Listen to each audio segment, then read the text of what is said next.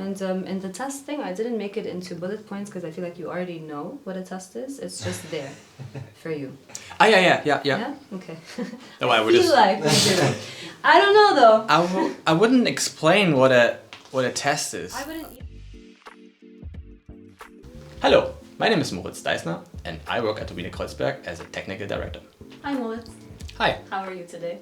I'm awesome, thank you. Thank you. Thanks for joining us. So today we brought you over to talk about how to, let's say, respectfully interrupt on your own terms, right? So the first question I have for you is, what are some tips that you can give other developers to avoid disruption? What I generally do is that I break down the work that I have ahead of me. I try to break it down into smaller increments so it's easier to grasp the single elements there. And if I'm interrupted at any point, I just know I have a plan so I can see what I already did and what's ahead of me. And this gives me the capability to retrace those steps whenever I'm interrupted, to retrace and then rebuild the context that is lost due to the interruption, and then I'm back faster. Nice, and I would think that testing would be involved in this whole thing. In general, if you have all the steps covered by tests, you already know what you have already achieved. So if you're interrupted, you come back to your task, to your step plan, and you can validate this by running the test, what you already have done, and then you immediately know what is lies still ahead of you. What do you do personally to avoid interruption or disruption? Since interruptions can sometimes not be avoided, it's the question of how to deal with the disruptiveness of those interruptions. If I know that there's going to be a meeting in 10 minutes and I'm coding something, I don't just go until the meeting, I just stop 10 minutes before and I dump everything, my mental model, I write it down right there in the code. I write the next steps that I want to take, and then I take a break.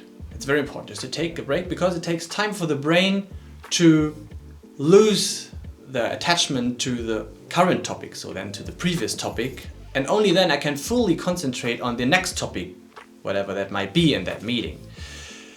If I don't take that break, I will have my brain, and I can do nothing about that, for some time my brain will have residual attachment to the previous topic, so I can try to concentrate as hard as possible on the current topic. The brain is still attached to the previous topic. So let's say once this meeting has ended, do that again. Dump your model, your mental model yet again. Write down your thoughts, for instance, that you had during the meeting. So this tricks your brain into unloading your working memory, freeing it for the next topic.